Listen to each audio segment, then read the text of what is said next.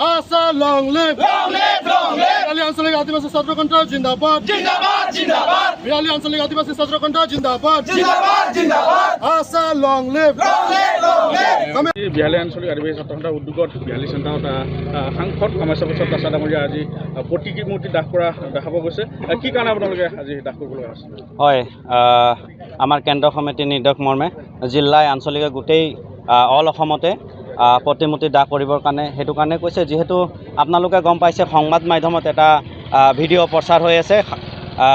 সন্মানীয় সাংসদ মহোদয় কামাখ্যা প্ৰসাদ দাস ডাঙৰীয়া তেখেতে আমাৰ এই আদিবাসী জনগোষ্ঠীৰ ওপৰত আমাৰ ভাই ককাইৰ মাজত যি খ্ৰীষ্টান ধৰ্মীয় লোকসকলৰ ওপৰত তেওঁ বিৰূপ মন্তব্য আগবঢ়াইছে। আমি প্ৰথমতে তেখেতক ধিক্কাৰ জনাইছোঁ আৰু এটা কথা আমি ক'ব বিচাৰিছোঁ যে তেখেতৰ এই ক্ষমতা তেওঁ মূৰত ধৰিছে নেকি, তেওঁ আবুল তাবুল বকিবলৈ আৰম্ভ কৰি দিছে জনগোষ্ঠীটোৰ ওপৰত। আমি এই মঞ্চৰ পৰা তেখেতক সকীয়াই দিব বিচাৰিছোঁ, এনেধৰণে বক্তব্য এনেধৰণে বিৰূপ মন্তব্যৰ পৰা আপুনি বিৰত থাকক, নহ'লে আদিবাসী জনগোষ্ঠী আপোনাক খুদাই নেৰে, এই কথাটো স্পষ্ট কথা। আৰু এটা কথা আপোনালোকৰ আগত মাধ্যমৰ জৰিয়তে আমি জনাই দিব বিচাৰিছোঁ, তেখেতক আদিবাসী জনগোষ্ঠীয়ে সকলো জাতি জনগোষ্ঠী মিলিয়ে তেখেতক বিপুল ভোটত জয়যুক্ত কৰি তেখেতক পাৰ্লিয়ামেণ্টত পঠিয়াইছিলে। ইহৰ কাৰণে পঠিয়াইছিলে যিহেতু আমাৰ শ্বাসনমিকৰ মজুৰি, জনজাতিকৰণ, ভূমি মাটি পাট্টা আৰু বিভিন্ন সমস্যা লৈ তেখেতক এই পাৰ্লিয়ামেণ্টত পঠিয়াইছিলে। কিন্তু তেওঁ পাৰ্লিয়ামেণ্টৰ এইবোৰ কথা উত্থাপন কৰিব নোৱাৰি তেওঁ পুতলাৰ দৰে বহি থাকিব পাৰে, কিন্তু ইয়াত আহি অসমত আহি তেওঁ আবুল তাবুল বকি থাকিব। এই জনগোষ্ঠীটোৰ মাজত একটা বিভ্ৰান্তি সৃষ্টি কৰিছে, আমাৰ ভাই ককাৰ মাজত একটা কাজিয়া সৃষ্টি কৰিব তেওঁ যি পৰিকল্পনা বা তেওঁ বক্তব্য আগবঢ়াইছে। তেওঁ প্ৰথমতে আমি ধিক্কাৰ জনাইছোঁ, এনে বক্তাৰ পৰা তেওঁ বিৰত থাকক, অন্যথা আদিবাসী ছাত্ৰ সন্থাই অল অসমত আজি প্ৰতিমূৰ্তি দাহ কৰিলে, কিন্তু আহি থকা দিনবোৰত কিন্তু জংগী আন্দোলন কাৰ্যসূচী হাতত ল'বৰ কাৰণে বাধ্য হ'ম। যদি সমাজ নোখোজে ইয়াৰ আপোনালোকৰ ক্ষমা যদি নোখোজে এইটো আটাইতকৈ ডাঙৰ তেওঁ ভুল কৰিব, আৰু যদি ক্ষমা খোজে তেতিয়ালৈকে ঠিক আছে, যদি ক্ষমা নোখোজে কিন্তু পৰিমাণ বেয়া হ'ব। আহি থকা যি 26 নিৰ্বাচনতে প্ৰত্যুত্তৰ দিবৰ কাৰণে আমাৰ আদিবাসী ছাত্ৰ সন্থা থিয় হৈ থাকিব।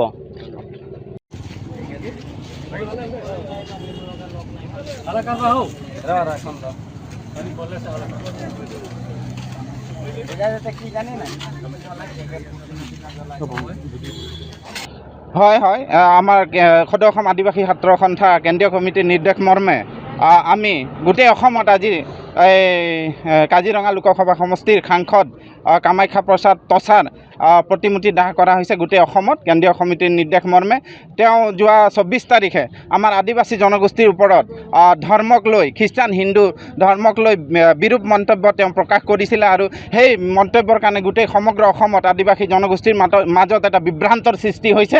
তেওঁ ধৰ্মক লৈ জাতিক ভাগ কৰাত যি তেওঁ চক্ৰান্ত কৰিছে, আদিবাসী ছাত্ৰ সন্থাই কেতিয়াও সহ্য নকৰে, আৰু অতি সোনকালে তেওঁক আদিবাসী জনগোষ্ঠীৰ ওচৰত ক্ষমা খুজিবৰ কাৰণে আমি সকীয়াই দিছোঁ। তেওঁ যদি অনতিপলমে তেওঁ যদি ক্ষমা নোখোজে, ইয়াতকৈ জংগী তেওঁৰ ওপৰত আমি বিহিত ব্যৱস্থা ল'বৰ কাৰণে বাধ্য হ'ম। আৰু 342 আৰ্টিকুলত লিখা আছে যে জনজাতিকৰণৰ কাৰণে কোনো ধৰ্মৰ কথা নাহে, তাত জনজাতিকৰণৰ কাৰণে তেওঁলোকৰ ৰহন চহন, খোৱা বোৱা, তেওঁলোকৰ যি ইকনমিক বেকৱাৰ্ডনেছ, সেইবিলাকৰ ওপৰত ভিত্তি কৰিহে জনজাতিকৰণ দিয়া হয়, কিন্তু তেওঁ ধৰ্মৰ ওপৰত ভিত্তি কৰি কোনো জনজাতিকৰণ বা STৰ মৰ্যাদা দিয়া নহয়। তেওঁ মোৰ সন্দেহ হৈছে, তেওঁ যিহেতু পলিটিকেলত মেজৰ অনাৰ্ছ লৈ তেওঁ MA কৰিছে বুলি আমি গম পাইছোঁ, গতিকে মোৰ সন্দেহ হৈছে তেওঁ পলিটিকেলত মেজৰ তেওঁ তেওঁ চিটিং কৰি তেওঁ নকল মাৰি পাছ হৈছে নেকি, মোৰ এটা সন্দেহ হৈছে। গতিকে তেওঁ পুনৰবাৰ যিহেতু পলিটিকেল মেজৰ যিহেতু আছিলে, তেওঁ সংবিধানৰ কথা গোটেই জানিব লাগিছিলে, কিন্তু তেওঁ নজনাকৈ তেনেকৈ ধৰণৰ মন্তব্য কৰাটো এটা দুৰ্ভাগ্যজনক কথা।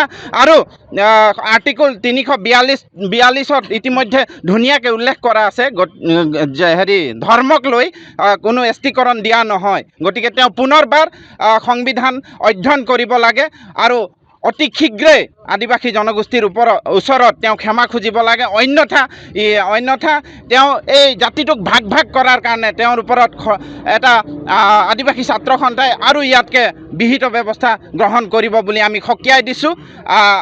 এয়ে আমাৰ ক'বলগীয়া কথা। ধন্যবাদ।